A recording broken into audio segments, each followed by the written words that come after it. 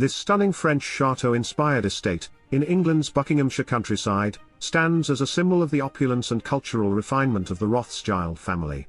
The history of Waddesdon Manor begins in the late 19th century, with Baron Ferdinand de Rothschild, a member of the prominent Rothschild banking family. Baron Ferdinand, an avid art collector and connoisseur, purchased the land in 1874 from John Spencer-Churchill, the 7th Duke of Marlborough, who was in desperate need of money at the time.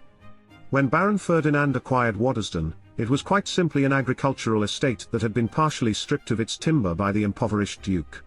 Inspired by the French Renaissance châteaux of the Loire Valley, he embarked on an ambitious project to build a grand weekend party house that would not only serve to entertain his vast array of influential friends, but also showcase his vast collection of art and decorative objects. In no time, architect Gabriel-Hippolyte was enlisted to design a 19th-century manor based on the 16th-century French châteaux of Chambord and Montenau. Construction commenced in 1877. The result was a stunning blend of French Renaissance and Neo-Renaissance architectural styles. The manor featured intricate stonework, turrets, towers, and formal gardens, evoking the splendor of 16th-century France. The attention to detail in both the architecture and landscaping reflected Baron Ferdinand's commitment to creating a harmonious and aesthetically pleasing environment. The gardens and grounds surrounding Waddesdon Manor further enhance its allure.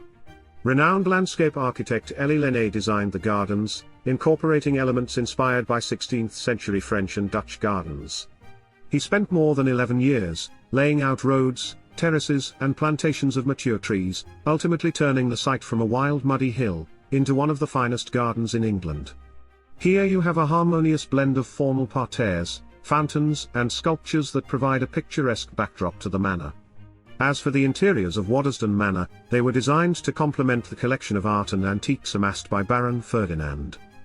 The rooms showcase a diverse range of objects, including paintings, furniture, ceramics, and textiles. The collections span various periods and styles, with a particular emphasis on 18th-century French decorative arts. Notable pieces included exquisite French furniture, Sèvres porcelain, Renaissance tapestries, and works by renowned artists, such as François Boucher, Sir Joshua Reynolds, and Jean-Honoré Fragonard. Though construction wasn't complete until 1885, the estate saw its first party in May of 1880. It was topped with a grand fireworks display. Queen Victoria is well known to have been a guest of Waddesdon Manor. She was quite impressed with the beauty of the house, its grounds, as well as the level of luxury service provided by Baron Rothschild's staff. And since electric was quite new at the time, she was equally fascinated by the newly installed electric lights throughout the house. Particularly the ones designed to look like candles in the chandeliers.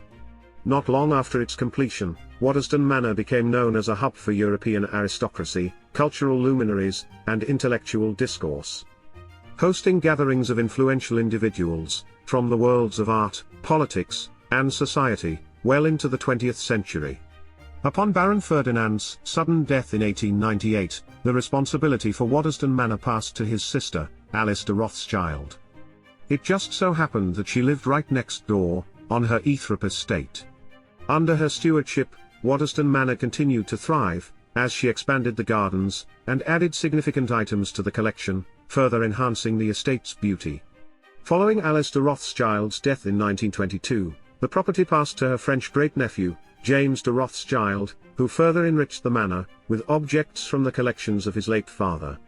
Upon James's death in 1957, he bequeathed Waddesdon Manor to the National Trust, who later opened it to the public in 1959. The Trust, in collaboration with the Rothschild Foundation, has since preserved and maintained the estate, ensuring that its cultural and historical significance endures for future generations. Today, with almost 500,000 visitors each year, Waddesdon Manor invites all to tour its impressive mansion, while marveling at its architectural splendor and extensive art and furniture collection. The gardens at the manor provide a picturesque setting for leisurely walks. You are also welcome to learn about the various exotic bird species at the aviary, enjoy a meal or afternoon tea at the multiple on-site restaurants, attend a wine tasting at the wine cellars, shop for local produce, homeware, and gifts at the gift shop, attend a special event on the grounds, or even host your own private event at different locations on the premises. Whether one goes to feast their eyes on the beauty, to delight their taste buds on the food, or to tickle their fancy on the activities, there's something captivating for everyone at Waddesdon Manor.